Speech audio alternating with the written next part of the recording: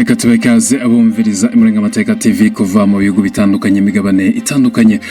None ni minsi 12 y'ukwezi kwa 9 mwaka wa 2021 Daudi kuri mikoro za Imurenga Amateka TV. Inkuru bibabaje nuko Uwahoze ari chef Deposta wa Minembwe yarasiwe aho muri Minembwe hagati muri centre ahitwa ku Kiziba. Anyakwigendera Uwahoze ari chef Deposta abato akaba yarashwe n'itsinda ry'abantu ritarabasha kumenyekana kugeza ubu. Inzego zishinzwe umutekano muri ako gace ka Minembwe ntacyo zirabasha gutangaza kubijanye n'iraswa ry'Uwahoze ari umuyobozi. Atubibutse ko nyakwigendera abato muri aka gace ko ku Kiziba nk'impunzi kubera ko aho yaratuye habashe gusenywa n'abanzi bica abo mu bwoko bw'abanyamurenge cyangwa intambara azibasiye abo mu bwoko bw'abanyamurenge muri ako gace.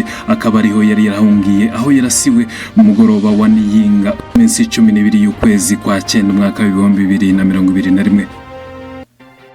Umufasha wa nyakwigendera nawe akaba yarishwe mu mwaka wa 2020 mu kwezi kwa 4 ubwo yiciwe hafi ku birometero bike gusa yaho bari batuye mu nkengero z'umusozi wa Kivumu.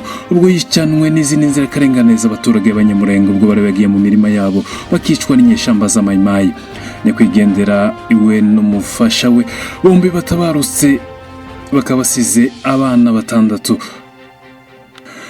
Tukaba tubifurije iruhuko ridashira ndetse n'umuzuko wabera abari hirya no hino. Burya n'inshingano za buri wese kuramira ubuzima bw'izi mfubyi z'abana 6 basigaye aho ku Kiziba bari barahungiye. Imurenga Amateka TV.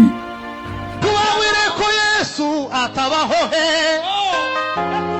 katudeteka inyoma nimutukunda tutangade kinyoma uwatushonga tushombengana ariko tugayimanga kukuri kwituwe twabawire byukuri